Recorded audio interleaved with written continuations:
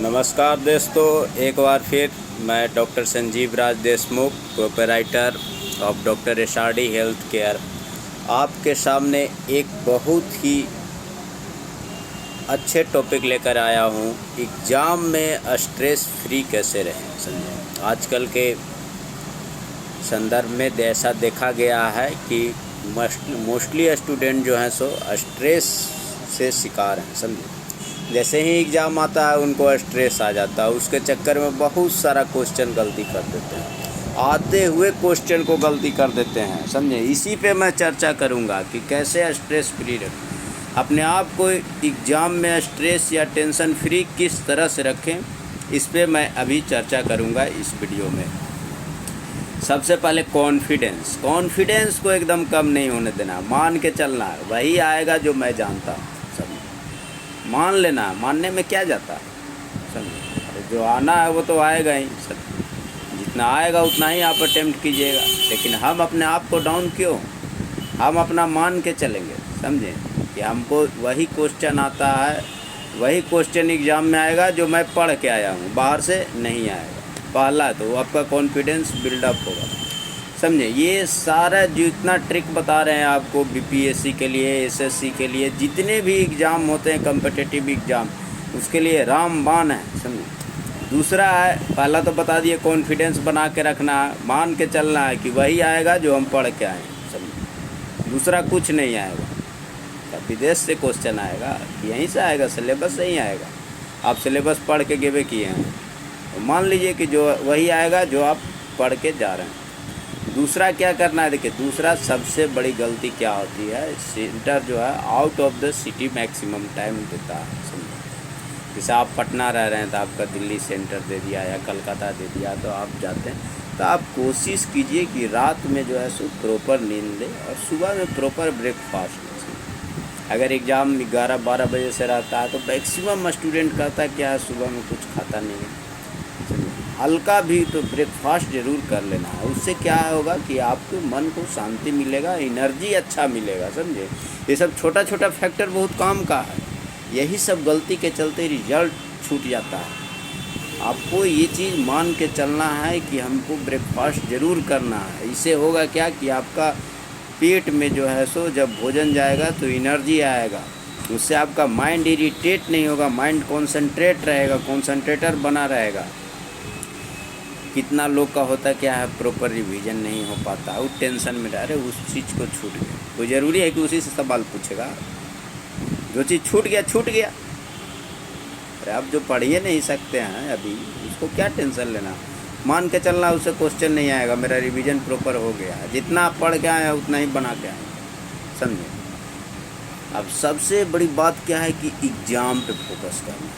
अब जब exam hall में आप बैठे हुए हैं तो बहुत तरह की बात रहती है जो दिमाग में घूमते रहते हैं। अगर क्वेश्चन हार्ड आ गया, क्वेश्चन हो गया, अरे साला ये तो वही क्वेश्चन पूछ दिया जो मैं जो है सो मैं पढ़ा नहीं। अब क्वेश्चन देखने के बाद क्या भी स्वाभाविक चीज़ है। अब आप नहीं कह सकते कि मैं पूरा रिवीजन कर लिया हूँ, मुझको पूरा आता। आप जब एक बार क्वेश्चन देख लिए तो उसके बाद फिर आपको सिलेक्शन करना हो कि किस सेक्शन से हमको ज़्यादा क्वेश्चन आता है। समझे, जो आता है वो बनाते जाइए, टाइम की भी कमी रहती है। समझे, अब मान लीजिए बहुत सारा क्वेश्चन नहीं आता तो वहाँ पे एग्ज़ाम पे फोकस करना, मान के चलना है कि सबको नहीं आता, मैक्सिमम बच्चा को क्वेश्चन नहीं आता है, वो नया क्वेश्चन पूछा है। समझे, हम जो नहीं पढ़े वो कोई नहीं पढ़ा। समझे, आपको जितना आता है एक्यूरेट बनाना। चौथा पाँचवा क्या सबसे बड़ा गलती होता है, अभी तक 3-4 गलती गिना दी। अब जो अगला गलती क्या होता है, मान लीजिए कि 100 क्वेश्चन है, हम 60 अटेम्प्ट कर पाए, हमको पता है कट ऑफ 80 जाएगा, तो हम करते क्या है, 20 को जो है सो 25 को जो है सो एकदम ज़्यादा मार देते हैं, निगेटिव मार्क। अरे भी तो हो सकता है कि कट ऑफ कम जाए, क्वेश्चन वाकई हार्ड हो, आप एनालाइज नहीं कर पाए हैं। मेंटेन कीजिए, एक्यूरेसी मेंटेन करने का, जितना आता है उतना ही बनाएं। अगर रिस्क लेना है तो सिर्फ डबल ऑप्शन पे, अगर आप कंफर्म है कि 2 आंसर जो है, 2 ऑप्शन इसका गलत है, 2 से ही कोई एक होगा, तब आप 50-50 का रिस्क ले सकते हैं। ऐसे आपका जो है सो 25-75 का रेशियो हो रहा है। 75% गलत होने का चांस, 25% सही होने का, क्योंकि 1/4 है। प्रोबेबिलिटी निकालिएगा तो 25% सही का और 75% गलत होने का चांस। तो ऐसा नहीं करना है, बिल्कुल भले सिलेक्शन नहीं हो, हमको नहीं करना। जब देखिए होगा क्या कि जब एक आप अपना थीसिस बनाइएगा तो उसके अनुसार आपका तैयारी होगा। ये एग्ज़ाम मान लीजिए निकल गया, अगला एग्ज़ाम में आपको फ़ायदा करेगा वो, समझे। और जो चीज़ आपको नहीं आता है वो नहीं आता, आप नहीं बना सकते हैं, तुक्का लगाइएगा तो ऐसा नहीं कि सही हो जाएगा, समझे। पैनिक नहीं होना है, उसको जो है सो प्रॉपर आंसर करना है। हाँ, अब मान लीजिए हमारे पास टाइम है, हम कुछ ऑप्शन को उसको निकालेंगे, याद करने की कोशिश करेंगे, रिमाइंड करने की कोशिश करेंगे। वो तब करेंगे जब जो है सो मेरा सारा क्वेश्चन कंप्लीट हो जाएगा। हम क्वेश्चन को प्रायोरिटी देना चालू कर देंगे। अगर हम ऑफलाइन दे रहे हैं तो हम क्वेश्चन पेपर पे डॉट पेंसिल हमेशा रखा कीजिए, समझे। डॉट लगाना चालू कर देंगे कि ये डॉट जो है सो 1 डॉट लगाएंगे, 2 डॉट लगाएंगे, 3 डॉट लगाएंगे, जितना ऑप्शन हमको है। प्रायोरिटी आपको समझ में आ जाएगी क्वेश्चन पढ़ने के बाद कि इसको हम पढ़े हैं कि नहीं। जो एकदम नहीं पढ़े हैं उसको एकदम डॉट छोड़ देंगे, उसमें क्या टिक लगाएंगे, आता ही नहीं है कुछ। तो अब मान लीजिए जो पढ़े हुए हैं उसका आंसर हमको याद आ रहा है लेकिन भूल रहे हैं, समझे, तो उसको हम 1 टिक लगाएंगे, 2 टिक लगाएंगे, ताकि जो है सो देखते चले। प्लस अगर आप ऑफलाइन एग्ज़ाम दे रहे हैं तो हमेशा पेंसिल का यूज़ कीजिए। मान लीजिए पहला का ऑप्शन ए है तो वहाँ पहला जो बिंदु है वहाँ पे ए पे छोटा सा एक पेंसिल से बूंदा दे दिए। इस तरह से जो है सो 1 से 50 तक बनने के बाद 50 रंग लिए, 50 से 100 तक बनने के बाद 100 रंग लिए। अब 2.5 घंटा में आपको जितना बना हुआ है सब रंग लेना। अगर 3 घंटा का एग्ज़ाम है तो 2 घंटा का एग्ज़ाम है तो 1.5 घंटा में जितना बना हुआ है पहले सब रंग लेना है, समझे। उसके बाद बचेगा टाइम तो आगे बनाएंगे, नहीं तो पता चलेगा कि जो क्वेश्चन आ रहा है वो भी ख़त्म हो गया, समझे। वीडियो थोड़ा लंबा हो रहा है इसलिए सब चीज़ बताने। प्रॉपर पानी का बोतल ज़रूर लेके जाइए, जब भी स्ट्रेस हो पानी ज़रूर पीजिए, इरिटेशन हो पानी पे। और एग्ज़ाम हॉल में अपने आप को कॉन्सेंट्रेट करना है, बाहर की बातों को नहीं सोचना, कौन क्या कहेगा, चचा मौसा दादा नाना चाची क्या कहेंगे, सब मैं भाड़ में, कोई नहीं कुछ नहीं कहेगा। आपका सिलेक्शन होगा सब साथ देगा, नहीं सिलेक्शन होगा जो साथे रहता है वो भी गली आएगा, समझे। तो आपको कॉन्सेंट्रेट होकर करना है। सिलेबस एग्ज़ाम के पहले कोशिश करना है कि उसका एक सिलेबस खाका बनाए, जहाँ तक आ पाए आपको।